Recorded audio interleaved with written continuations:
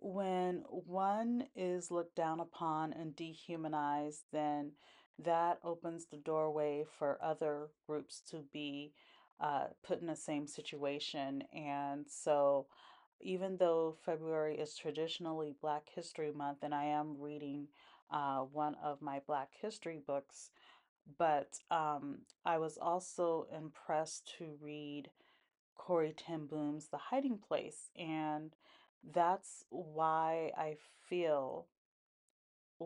can read it during quote unquote Black History Month is because when you oppress one person, one group of people, then that kind of opens the doorway for all people to be oppressed. Um, as you may know, in African American history in the United States, African Americans were hunted by the police. And so now you have, quote unquote, white people being killed by police or law enforcement, namely ICE. And so, because this is what I feel, this is my opinion, when you allow a certain group of people to be oppressed and do nothing and stand idly by, then you're pretty much saying yes to the system. And this is part of the dream, part of the illusion. I'm aware of that. But because I am right now in this dream, I do want to acknowledge what we can do as a people, as a collective, to have the happy dream, to live the happy dream. And so I believe I was led, even though it's Black History Month, and I am reading a Black History, quote unquote, Black History book, but I also was led to read The Hiding Place by Corey Ten Boom. And I'm so grateful that I did it. Now, she's coming from a Christian perspective. If you're a good person and want to help humanity, then don't let and if you are disparaged or you don't like religion, don't let the religion detour you from reading this book or watching the movie. It's my understanding there's a movie. I haven't watched it yet, but one of the messages or themes that I got from this book was to love. Love puts you in a higher dimension. It can transmute whatever negativity is going on. And here is a case in point. Corey and Betsy Ten Boom were captured. They were helping Jewish people escape the current regime at that time. It was the time of the Holocaust. And Corey and Betsy, were both in prison.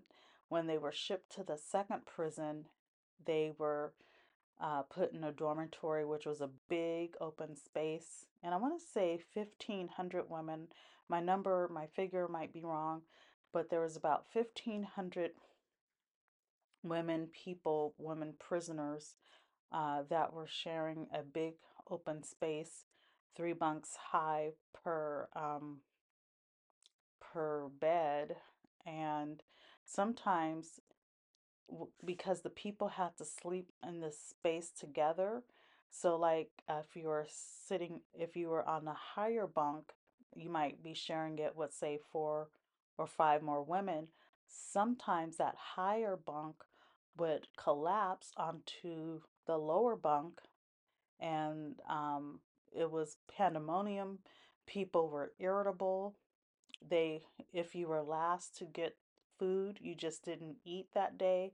So you had to be quick to the food. It was just not humane living conditions. And so, as you can imagine, people were irritable. People would slap each other, hit each other, fights would break out. And so, enter Betsy and Corey. Betsy had love for even her captors. And she said, let's pray. She took her sister and said, let's pray over the situation. So they prayed and peace ensued. People started laughing, and they had smuggled a Bible in so they would have church services, and the whole atmosphere changed. And so that's who I want to be. I bring the peace. wherever I go. I bring the love wherever I go. I don't know if you're hearing the call to do that as well, but you can make a difference between night and day, between the matrix versus having true reality come forth. As A Course in Miracles says, true reality, the real reality, is where you have access to miracles, where you're living in that state of love, because only love is real. All that other stuff is not real. Okay, so that's what I wanted to tell you about being the peacekeeper, bringing the spirit of love and life with you, peace, where, bringing that spirit of peace with you wherever you go. If there's chaos and then you step your foot in that place, then the love can happen. Okay, and I don't know why God chose them. There were Catholics and other religious people in the group, but it could have been that they had the Bible, and that was their encouragement, and that kept their spirits high in such a dismal condition. And if you notice that oppressive people, they don't want you having access to education. And so for me, it's good to have the Bible because you can have access to encouragement, to um, words of empowerment. I would like to live and be the words of Christ and Jesus. I really love the Book of Eli. Look that up if you want to. But that's what my purpose, one of my callings is in this dream world, this lifetime. Let me know if you have any questions or comments, and I'll talk to you later. Bye.